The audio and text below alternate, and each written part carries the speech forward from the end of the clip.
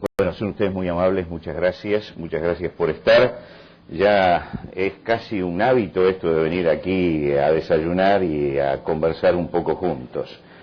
Pero siempre es un placer y es un placer verlos. Yo les voy a invitar por amor a no tener dolores hoy en el cuerpo, que giren sus sillas y me miren. Así nos podemos ver, porque si no va a terminar con una tortícolis, ¿no? Allí.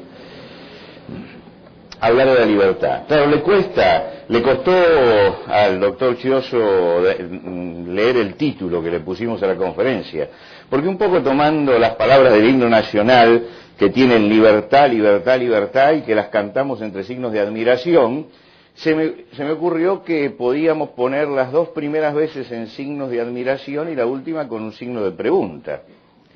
¿Por qué no abrir un interrogante acerca de lo que es la libertad para nosotros en este momento, un tema tan importante? Cuando el creador de Los Miserables, El hombre que ríe, el jorobado de Notre Dame, dijo que la libertad es el aire respirable del alma humana, la frase con la que comenzamos, está diciendo que el clima de la libertad es necesario para que el hombre se desarrolle. Y todos los que en algún momento sufrimos el peso de la falta de libertad y luchamos por la libertad, sabemos que la falta de libertad es como el aire viciado. Uno no puede respirar, uno se siente ahogado.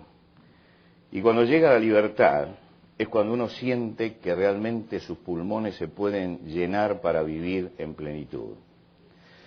Nosotros tenemos en nuestra identidad está marcada por la palabra libertad. Seguramente los hombres de Mayo no fueron todos esclarecidos en cuanto al tema de la libertad, pero por lo menos hay 3 hombres de Mayo que creo que tuvieron un cabal conocimiento y conciencia de lo que estaban haciendo. Creo que Belgrano, Castelli, Moreno, realmente ellos sí entendían el sentido de la libertad y que la gesta de Mayo la hicieron porque entendieron que la libertad era, como decía Cervantes, el más grande de los dones que Dios ha dado a los hombres y que estas tierras merecían vivir en libertad. 3 años después de la gesta de Mayo, Vicente López y Planes, y olvidémonos de toda la historia romántica que rodea nuestro himno, de esa noche que salió corriendo del teatro y lo escribió de un tirón, cosas que sí suele contar la historia, que siempre es una mezcla de leyendas, nunca uno sabe cuál es la verdad, ¿no? Pero Vicente López y Planes coloca aquella frase inmortal, o inmortal es el grito sagrado, libertad, libertad, libertad. Era la expresión del sentimiento de una época. Todas las estrofas realmente de nuestro himno, que es bastante extenso, son un canto a la libertad. Pero todos los países latinoamericanos, los himnos de los países latinoamericanos tienen esto en común. Son todos cantos a la libertad. Los peruanos cantan, somos libres, seámoslo siempre. Los bolivianos juran morir antes que esclavos vivir. Los uruguayos creo que se copiaron un poco del himno nuestro, porque dicen, oriental es la patria o la tumba, libertad o con gloria morir. Chile dice que o la tumba será de los libres o el asilo contra la opresión. ¿De dónde vienen esos aires de libertad que inundan nuestra América Latina? Y somos hijos, nos guste o no nos guste, de la Revolución Francesa. Y ellos hicieron un culto a la libertad. La Revolución Francesa establece esos 3 grandes principios de libertad, igualdad y fraternidad. Y nosotros nacemos a la sombra de Francia, a la sombra de los ideales franceses. Y elegimos la libertad y defendemos la libertad y cantamos a la libertad porque un poco somos el resultado de todo ese movimiento que nace en aquel momento en Francia y que da vuelta un poco toda la historia del mundo occidental. Y yo quería justamente detenerme en ese movimiento, detenerme en lo que fue la Revolución Francesa para tratar de hablar del tema y de por qué pongo la libertad entre signos de interrogación. Francia que hace brotar esa corriente de libertad y la difunde por el mundo, terminó finalmente colocando la guillotina, sembrando el terror, y terminaron los franceses matándose unos a otros. Cuando Madame Roland estaba subiendo al cadalso, ella que había luchado por la libertad, dijo aquella famosa frase: libertad, cuántos crímenes se cometen en tu nombre. Y yo creo que esta es una de las cosas que tenemos que pensar seriamente cuando hablamos de libertad, porque nadie duda de la buena voluntad del pueblo francés y de los revolucionarios por establecer los principios de libertad, pero algo les pasó, porque se les cayó por el camino. Algo pasó, porque terminaron transformando la igualdad y la fraternidad en una guillotina donde se cortaron la cabeza unos a otros. Usted recuerda que Madame Tussaud, la que hacía figuras de cera, ella fue la encargada durante la Revolución Francesa de sacar las mascarillas de los guillotinados. Había aprendido hacía poco el oficio de hacer mascarillas de cera con un médico y le pidieron que sacara mascarillas de los ajusticiados. En el Museo de Madame Tussaud que hay en Nueva York en este momento, hay una sala dedicada a todo lo que ella hizo. Y es notable que cuando usted entra, se encuentra con la cara en cera sacada de la mascarilla original de Luis XVI, de María Antonieta, y después tiene la de Robespierre también. Es decir, están todos juntos allí puestos. Lo que quiere decir que le hizo mascarillas a todos. A los culpables, verdaderamente culpables, a los reos y también a los inocentes. Es decir, fue indiscriminado. Y yo me preguntaba mientras que miraba esas mascarillas, ¿por qué en nombre de la libertad se puede llegar a esto? ¿Y hasta dónde no tenemos que discutir el término libertad? Porque la libertad nos ha costado mucho y porque conservarla es la tarea de todos nosotros. ¿Por qué llegaron a este desastre los franceses? Yo creo que ellos se liberaron del poder monárquico. Y se liberaron del poder monárquico guillotinando a Luis XVI y a María Antonieta. Se liberaron del poder religioso.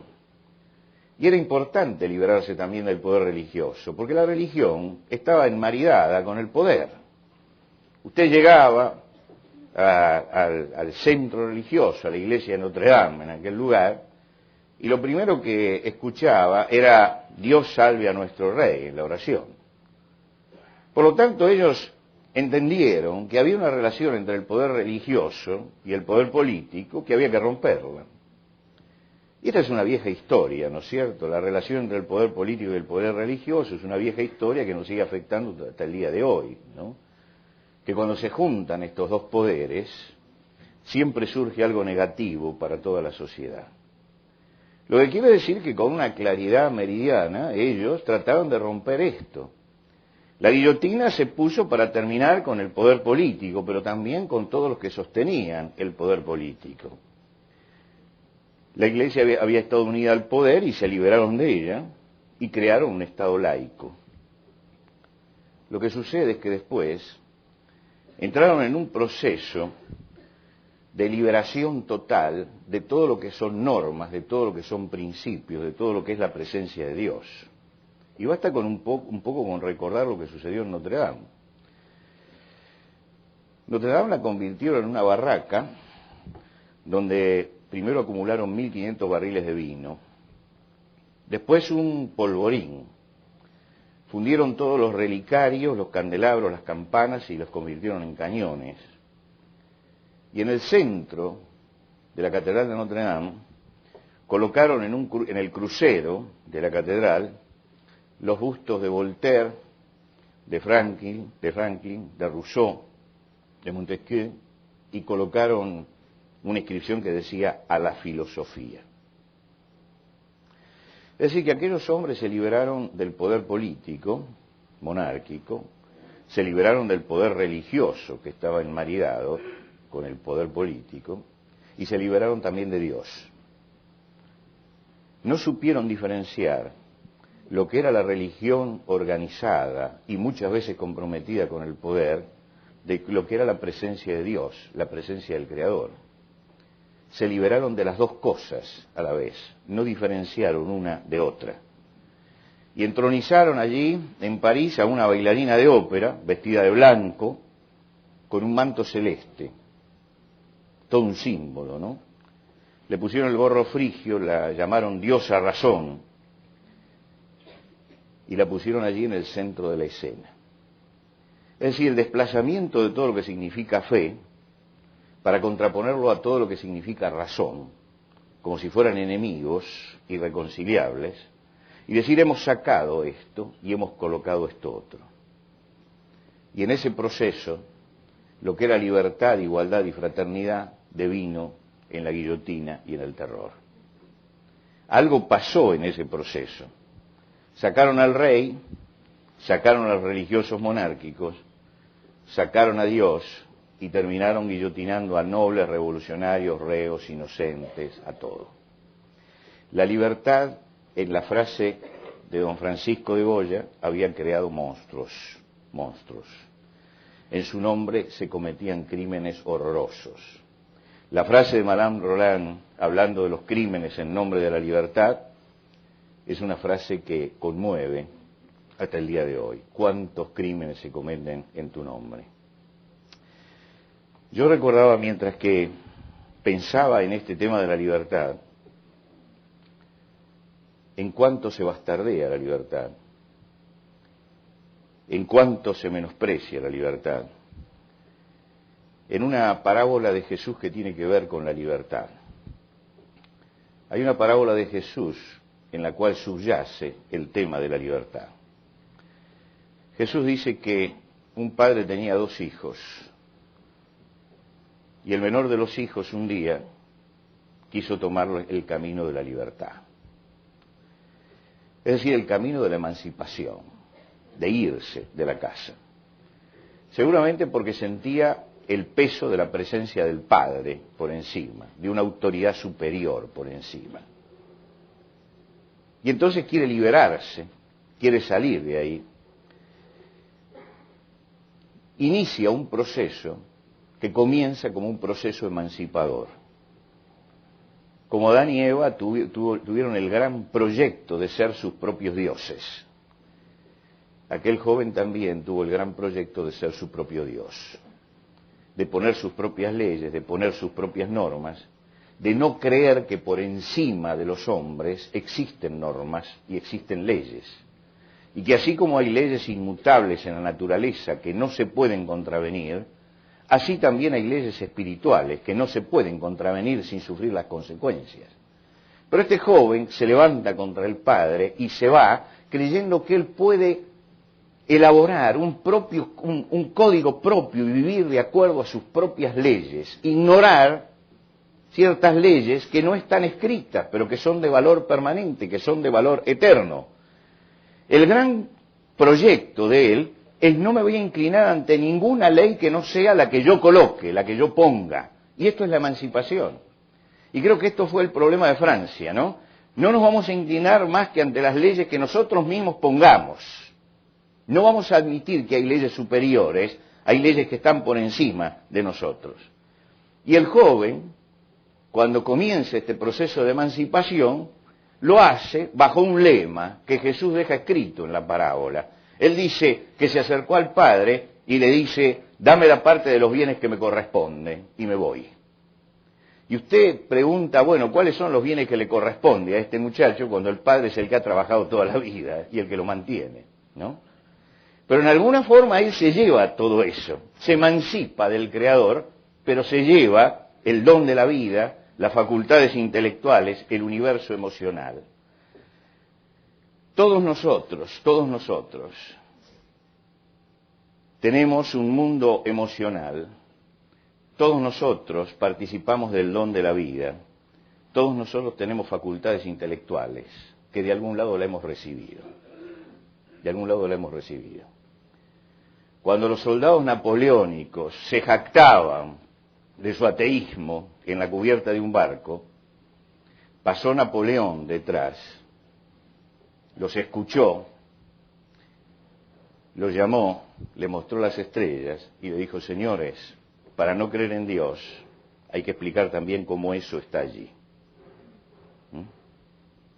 Porque es muy fácil desprenderse de la idea de Dios. El asunto es llegar a explicar después el universo y llegar a explicarnos a nosotros mismos. Vivimos en el mundo que Dios ha creado y que Dios sustenta. Vivimos porque se cumplen religiosamente las estaciones y porque las leyes inmutables de la naturaleza se cumplen. Muchos de ustedes son científicos. La ciencia no sería posible sino porque hay leyes inmutables. Si las leyes fueran mudables, sería imposible la ciencia. Porque vivimos en un universo lógico, es que podemos ejercer la ciencia. Este mundo organizado en el que vivimos está denunciando una mente que está detrás. No podemos nosotros acumular en una bolsa gigantesca todas las letras del universo, volcarlas y que salga escrita la Divina Comedia. Para que todas esas letras se ordenen, tiene que haber una mente detrás, tiene que haber una personalidad, tiene que haber alguien. Cuando este joven se fue, se llevó todos los dones que tenía como ser humano y que había recibido, está obnubilado, no ve la realidad, no razona y va hacia lo que él cree que es la libertad absoluta. Y la libertad absoluta no existe. La libertad absoluta, esa de que hago lo que se me antoja y nada más que eso, no es más que una forma de esclavitud, de autoesclavitud. Uno tiene que entender que el mundo está interrelacionado y que la libertad que tenemos es, como decía aquel viejo pensador, únicamente la pueden ejercer aquellos que son esclavos de las leyes, porque la libertad solamente se ejerce cuando uno es esclavo de la ley. Por supuesto que este joven, cuenta Jesús, llegó a la provincia apartada, muy lejos de donde vivía su padre, y comenzó a vivir su libertad. Y la libertad era usar la vida, la inteligencia y los bienes materiales en el descontrol. Para él libertad fue sinónimo de descontrol.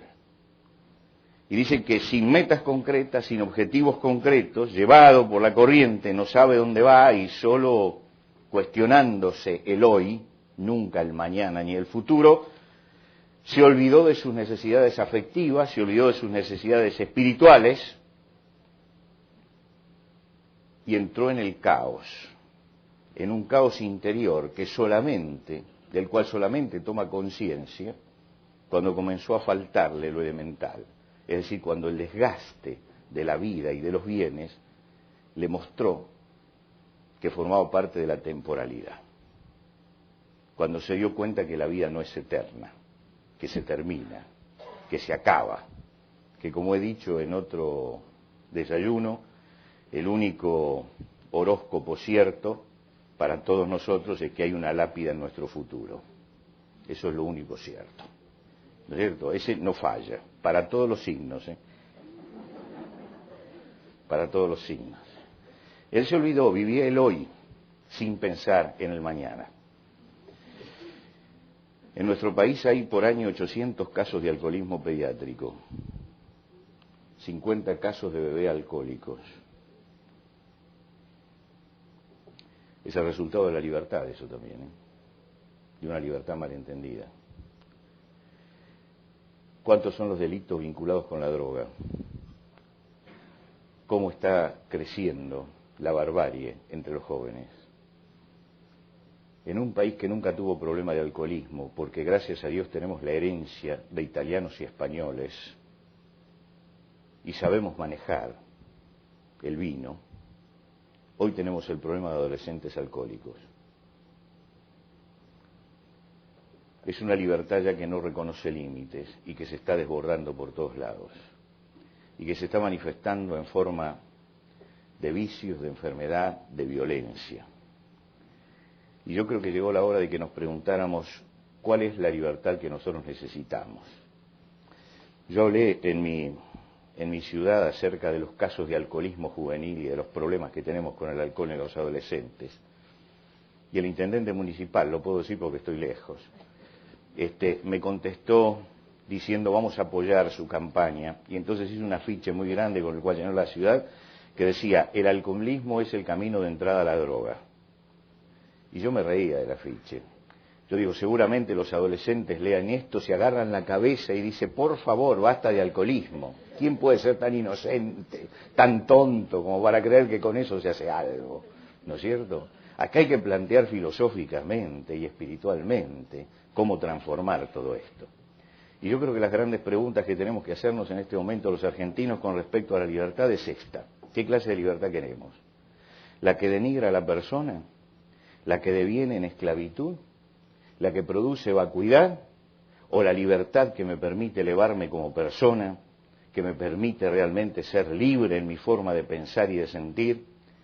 Y la que, en vez de vaciarme y llevarme al vacío total, al vacío de contenido, me hace sentir en plenitud. Porque hay dos libertades. Hay dos libertades. Hay una libertad que denigra. Hay una libertad que lleva a la esclavitud. Hay una libertad que degrada. Hay una libertad que está llevando a la vacuidad. Y es a lo que llegó este joven de la historia de Jesús. Se impone la realidad y se siente vacío. Dice que hay una gran hambre en aquel lugar y cuando llega el momento ese todo comienza a faltarle. Y todo comienza a ser para él cada día más difícil. Y termina entre cerdos comiendo algarrobas. Jesús dijo una frase que nos suena mal en este tiempo, pero que tenemos que volver a revisar. Jesús dijo, todo el que hace pecado es esclavo del pecado. Todo el que hace el mal es prisionero del mal. Yo como pastor tengo que hablar con gente que tiene problemas. Y lamentablemente un pastor cuando se sienta en su escritorio y aparece una persona para consultarlo, nadie viene a decirle que está bien, le viene a decir que está mal. Y uno se da cuenta allí, cuando entra a trabajar con el alma humana, hasta dónde el mal hace prisioneros. La persona que gesta en su corazón odio o resentimiento, no le hace con su odio o resentimiento mal al otro, se hace mal a sí mismo. Es un prisionero, es un esclavo de sus propios sentimientos. Y las cadenas de su resentimiento, de su rencor o de su odio, lo destruyen a él, no al otro. Odia a su padre porque le hizo mal, a su madre, al que abusó de él. Y no se da cuenta que su odio no destruye al otro, lo está destruyendo a él. El hombre que es vanidoso, orgulloso, no trae infelicidad a los demás. Es un infeliz él. Es un infeliz en la práctica de lo que hace. Vive infelizmente con su orgullo y con su vanidad. El que entra por el camino de las drogas no esclaviza al otro, se esclaviza él. Se hace esclavo el que lo practica. Por eso la frase de Jesús tiene vigencia. El que hace el mal termina siendo esclavo de eso. Termina siendo esclavo. Nos esclavizamos a nosotros mismos. Y lo peor es que nos esclavizamos en nombre de la libertad. Esto es lo tremendo. Aquel joven llegó a ser esclavo en nombre de la libertad. Allá por el año 1600, Bartolomé Murillo recibió el encargo de pintar la historia esta de Jesús. Y es interesante lo que pintó Murillo. Vamos a ver si funciona este aparatito. Es interesante lo que pintó Murillo, porque él hizo una serie sobre el hijo pródigo. Acá pintó al hijo cuando se iba de la casa. Es decir, allí está la mamá con un pañuelo secándose las lágrimas, porque el hijo se va. El papá que vive su dolor por adentro. No llora, pero usted se da cuenta que está llorando por adentro. Y el hermano que lo mira desde atrás y dice, me quedo dueño de la casa. Entonces tiene un pañuelo en la mano, Murillo le puso un pañuelo en la mano, que usted no sabe si lo tiene para saludar al hermano cuando se va o para secarse las lágrimas. ¿No es cierto? Interpretación propia de Murillo. Pero Murillo pintó justamente eso, y después, años después, pintó el regreso del joven. El regreso. Es interesante mirar este cuadro. Fíjese usted un detalle de este cuadro, un detalle que coloca Murillo, que está en este ángulo. Delante del hijo van todas las mulas con lo que se lleva de la casa. No se va con las manos vacías, se lleva un montón de cosas, porque es libre, pero es un saqueador, no está reconociendo la autoridad de quien le dio el ser. Más adelante, cuando regresa, está totalmente despojado, desnudo. La originalidad de Murillo está en que el perrito lo reconoce, allí abajo.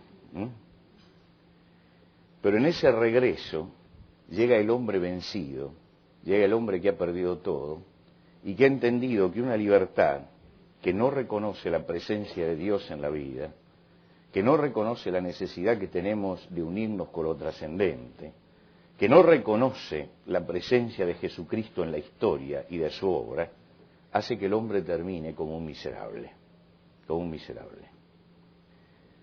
Yo tengo un amigo con el que escribimos juntos, él dice que es agnóstico. Es un agnóstico muy particular, porque es un agnóstico que cree en Jesucristo, lo que quiere decir que es un agnóstico hasta por ahí no más. Es un agnóstico gracias a Dios. Tiene 75 años. Le dije, ¿leyó usted las palabras de Sartre? Dice, nunca, siempre tuve un odio visceral por Sartre. Digo, lea las palabras. Le regalé las palabras de Sartre. Y resulta que, claro, tenía la letra muy chiquita. Y me dice, no puedo leerlo. Dice, es muy dificultoso leerlo. Digo, mire, se va a perder una gran obra. Al otro día fue y se consiguió las palabras de Sartre con letra grande, ¿no? Y se la puso a leer. Y comenzó a leer toda la historia que Sartre cuenta de su vida, hasta que llega a esa parte donde Sartre habla al final de su vida de su ateísmo. Y él mira su vida de su ateísmo. Y él dice, soy un hombre que se despierta de una dulce y triste locura y que ya no sabe qué hacer con su vida. Otra cosa hubiera sido si yo hubiese podido encontrarme con Dios. Hoy miro a Dios como uno mira a la vieja enamorada, diciendo, tal vez si hubiera habido otras condiciones, algo podía haber pasado entre nosotros. Y después de leerlo, este profesor se acerca, tomamos café toda la semana juntos, me traía el libro con la letra grande y me dice, después de leer este libro, siento que necesito ser un cristiano, pero no encajo en ninguna iglesia. Digo, no importa, el asunto no es encajar en una iglesia, el asunto es acercarse a Jesucristo. Eso es lo importante, que uno entienda cuál es el mensaje de Dios en Jesucristo. El hijo que volvió, vuelve a la casa del Padre y encuentra tres cosas en la casa del Padre que yo quiero subrayar en ese retorno. Lo principal que encuentra es el amor del Padre. Es un Dios que no es como me lo planteaban en mi infancia. Tené cuidado que Dios te va a castigar. ¿No es cierto? Que es el verso que utilizan todos los padres para hacer ateos a sus hijos. ¿No es cierto? ¿Qué terminamos diciendo de Dios? Terrible. Yo descubrí que el Dios del Evangelio era muy distinto al Dios que me planteaban mis padres. Que era un Dios que ama a la criatura, que la ayuda a salir de su condición. Y ese amor del Padre se expresó en tres cosas. Y Jesús, con esa maestría que tenía para narrar y con esa economía de palabras, economía de adjetivos, pero con una agudeza tremenda para pintar las escenas, él marca tres cosas que el Padre hizo. En primer lugar, que lo vistió de nuevo, porque al hombre hay que devolverle la dignidad. Y la dignidad aparece en lo que el hombre viste. Así que le devolvió la dignidad. En segundo lugar, y no se ve tan bien aquí porque es una reproducción, hay alguien que viene con el anillo de sello, tan importante en aquella época, porque era la marca de la familia, era devolverle la autoridad que necesitaba.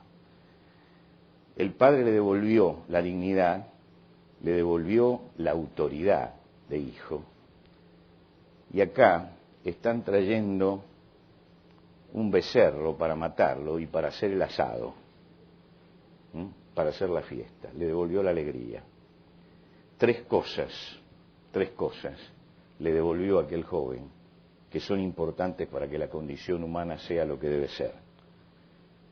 La alegría de vivir, no la tristeza y la angustia que nos trajo el existencialismo, sino la alegría de poder estar vivo, de poder estar aquí. De que a pesar de que el tiempo nos desgasta y que sabemos hacia dónde vamos, podamos vivir la alegría de estar vivos cada día, la dignidad de ser hombres, de no ser animales, de no ser bestias, sino de ser hombres. Cuando llegamos al reduccionismo de vernos únicamente como animales, como decía Víctor Frank, entre un veterinario y un médico, entonces la única diferencia es la clientela.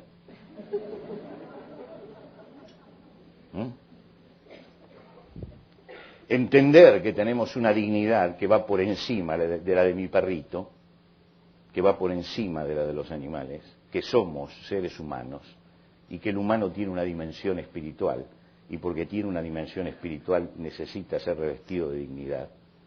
Y en tercer lugar, que tenemos autoridad, porque estamos por encima de toda la creación y porque manejamos todas las cosas y porque podemos modificar este mundo para bien de nosotros o para nuestro mal. Adquirir la verdadera autoridad. Yo creo que Bartolomé Murillo pintó en este cuadro la síntesis de lo que Dios quiso decirnos esta mañana, que cuando nos volvemos a Él, Dios nos devuelve la dignidad, nos devuelve la autoridad y nos devuelve la alegría de vivir, la alegría de estar vivos. Señores, voy a cumplir este año 60 años. Es la primera vez que hago un desayuno en mi condición de abuelo, flamante. Cuando uno tiene 60 años, o va a cumplir 60 años, ya no puede engañarse. Ya van quedando las cosas esenciales. Yo miro a mi nieto y digo, ¿quién sabe si lo veo a él cuando tiene 20 años? ¿Quién sabe? ¿Quién sabe si lo veo a él casado? Ya tengo la certeza de que la inminencia de la despedida se va haciendo presente en la vida. En este momento, lo único importante es mirar la eternidad con serenidad. Mirar al Dios que hizo todas las cosas y mirar la respuesta de Él para nuestra vida y mirar el futuro con esperanza. En definitiva, ¿para qué estamos esta mañana aquí? Estamos para renovar en nosotros la esperanza, una esperanza verdadera y una esperanza trascendente. Está para encontrar en Dios una respuesta para nuestra vida y para encontrar en Él la alegría, la autoridad y la dignidad que tenemos que tener como seres humanos. Termino mostrándole nuevamente los dos cuadros de Murillo. Creo que son dos actitudes de la vida. O nos vamos con todos los bienes a vivir una libertad sin límites, o buscamos a Dios para recuperar nuestra alegría, nuestra autoridad y nuestra dignidad. Y esta es la elección que cada uno de nosotros tiene que hacer. Este es el interrogante que yo les dejo a todos ustedes. ¿Cuál de los dos cuadros va a ser el que verdaderamente me represente? Muchas gracias y que Dios los bendiga.